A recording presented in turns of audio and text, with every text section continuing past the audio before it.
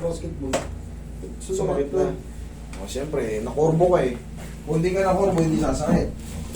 Tingnan natin. Ang hirap may dakot ng bote. Wala na atang laman eh. Kailangan may laman. Kahit walang laman, ang hirap yung dakot. Sige. Oh, galing ka pa ng Jeddah? Oh, Oh, yan. Mga tropa mo yan sa ano, United Bikers. oh, basketball. Okay. Yan, dun sa ano yan sila, sa Bulsa Bulbo. mo doon. Oo, doon, no? Puta, maganda yung tsura, kaso pag nasemplan ka talaga, scratch ka talaga. Yung maganda na ngayon yung car. Hindi, sa binabike ang ibig sabihin yung sa bundok din nakikita mo. Sa Alsana Sa Bell. tower, sa Nabel. Oo, sana din. Di ba may mga tower? Makakati mo pa pa ganun. Ligaments? Hindi yan kita. Tagilid ka mo siya. Ay, garo. Pero minamassage lang yun pag mga muscle strain. Kung bigla ang kilos, pinapahinga lang yun. Pahinga, massage lang yun. Pahinga, pahinga. So, huwag mo lang munang itatakbo. Huwag mo lang munang itatalon. Relax lang. Kakalma rin yun. Relax lang.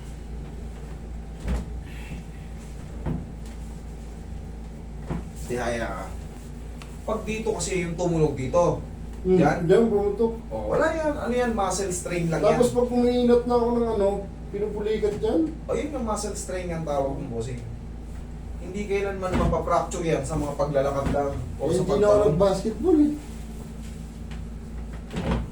Mabigla ang kilos.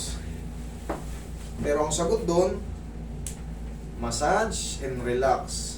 Wala mo ng mga takbo-takbo, wala mo ng akit-akit ng pabalik-balik sa agdan. Tapos, pahinga lang. Babalik din mo sa normal yun. Parang nadala akong basketball. Eh pag tinalon mo ulit yun, na na-strain ka, ay sigurado, pilay ka lalo. Tapa. Babalik ka pa ng Jeddah?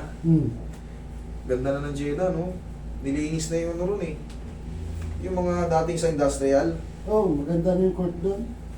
pinalitan na. Pinalit. Saan ba kayo dati naglalaro rin sa may ilalim ng tulay? Alam mo yung court doon? Ano natin? Paisal yun. Hindi sa Paisan. Yung may court doon sa industrial sa ilalim ng bridge. Hindi ka naglalaro doon? Hindi, doon kami sa Mudon mismo. Sa mo doon? Industrial 4 yun? Ano yun? 3, 4? 3. Hindi, industrial 1 yun. 1? Malapit lang sa Bajar. Almajar? Oo. Malapit lang kayo. Laki kasi niyang industrial eh. Malayo yung industrial ko. Relax lang. Inhale. Exhale.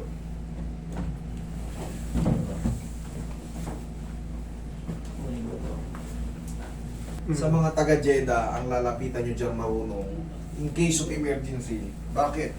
Bakit ko sinabi in case of emergency? Kasi katawan natin ang puhunan natin sa abroad. Sa Jeddah, ang marunong dyan si Mike. Yan ang hanapin nyo dyan. Kaysa aantayin nyo yung ano, nakong tagal pa ng bakasyon ko. 1 taon pa, mahigit. Namimilay na kayo. Medyo marunong-runong dyan, hanapin nyo si Mike Discarte. Marunong-runong yan. Yung nag-aapang doon sa court kasi yung bakla eh. Kahit pa paano marunong-runong yan. Kasi iniwanan ko si Mike dyan, marunong na. Marunong na. Kaya yan ang hanapin nyo yan sa Di Jeddah. bala ko next year pa talaga. Next year kasi bakasyon ko nabigla. Mahirap kasi yung 2 araw, 3 araw na kayo nakaganon. Siyempre, pagka sa company hindi kayo makapagtrabaho na, tsaka yung mga kapwa natin Pilipino, hindi ka, tutulungan kayo pansamantala, pero siyempre sila may obligasyon din eh. Oh. Hindi ka pwedeng bantayan na lang dun sa higaan na nakaganon ka. Ang hanapin nyo dyan si Mike Discarte kasi sa abroad, tandaan natin, ang puhunan natin ay lakas ng pangangatawan. Pag mahina ka na, wala na. Uuwi ka rin sa Pilipinas, nakabaluktot ka. So bago mangyari yan, hindi ka pa severe. Si Mike, hanapin nyo yan, si Mike Discarte. Saan nakatira yun? Along Sari siya, Sari. Sari, malayo eh. Malayo kayo. Pero siyempre, alam, mas malayo to. O sa mga. Mas malayo to. Mas malayo ng Pilipinas. Eh, Malayo sa. at least, pag sa Thursday, Friday, day off. Nag-home service yun, ubo ka.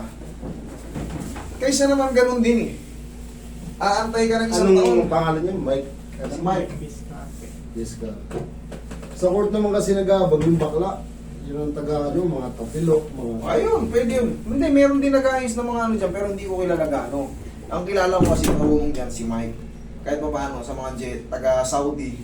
Yung iba kasi sa akin nung panahon ko doon, kahit yung mga taga-Riyadh, Pumupunta ba? taga-Yanbu, taga-Tabuk, Tabok, damam. bumabiyahe niyan Thursday pa lang pagdating ng Thursday ng hapon. Kakananin kasi medyo malayo-layo, 18 hours, 23 hours by land. Pag galing ka ng Jubail, galing ka ng Riyadh. Yung Yambu, 3 oras. Yung Tabuk sa Sharma, 10 oras. Ay, 10 oras, 18 oras. Malayo kasi, malapit na sa Israel yun eh. Bumabiyahin sila sa akin kaysa umuwi ng Pilipinas o magantay ka sa higaan ng nalulumpo ka na. Talagang tsinatsaga nilang bumiyahe. Kaya nga, siyempre, puhunan natin katawan. Habang nararamdaman nyo, 1 linggo na, consistent, hindi na ako makatayo, sakit na. Sila nga ayaw nila maniwala. Sabi ko matagal ko nang pinapanood yan. Basta, siyempre, si Bossing taga Jeddah, dyan ako galing. Tapos Bago sabi- pa ako bumaba rito, may pangalan na ako eh. Kaya nga sabi ko sa Jeddah yan, ang alam ko.